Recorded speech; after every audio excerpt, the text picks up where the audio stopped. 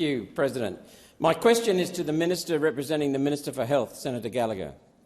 Referencing Freedom of Information number 4293 from the Department of Health on the censoring of Craig Kelly's tweet when he was a duly elected member of federal parliament representing and serving the people of Hughes.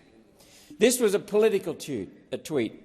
It criticised the use of police in COVID measures, criticised the constant fear-mongering and, quite correctly, alerted the public to the adverse mental health outcomes from lockdowns. Minister, why and on what authority did the Health Department censor a sitting member of parliament? Thank you, Senator Roberts. Minister Gallagher. Thank you. Thank you, President. I thank Senator Roberts for the question, and I think we did, from my memory, have quite a discussion about this at Senate estimates and the process that the Department of Health went through, working, as I recall, with the Department of Home Affairs to raise concerns around misinformation that was being circulated during essentially a national state of emergency during the COVID-19 pandemic.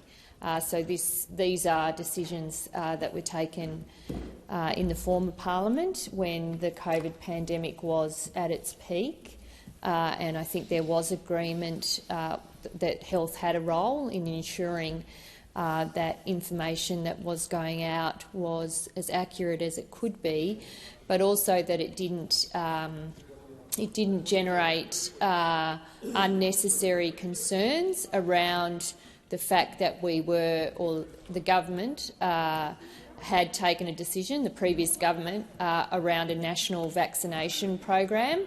I'm not specifically aware of the tweet to which you refer, but that is my understanding of the evidence that was given at estimates, that the Department of Health did not censor information, but they did, where concerns were brought to their attention, they did follow through and work from memory with the Department of Home Affairs around how to manage some of that misinformation and ensure as much as possible that information out in the community was accurate about the response from the Australian government at the time. Thank you, Minister. Senator Roberts, first supplementary. Thank you. The censoring was recently disclosed publicly under your government. Mr Kelly was criticising public policy. How many more members of parliament have been censored across the COVID period from February 2020 to February 2023? And how many more social media posts from members of parliament have been censored across this COVID period? And at what level was the decision taken to censor? Was it departmental, ministerial or prime ministerial?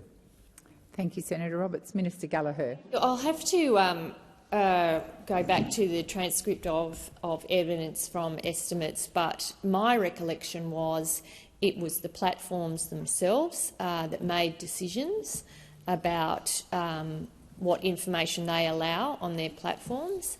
There was certainly a role for the Department of Health to ensure as much as possible that information circulating through whatever communication channel was, as much as it could be, accurate and reflect health information in the middle of a national emergency.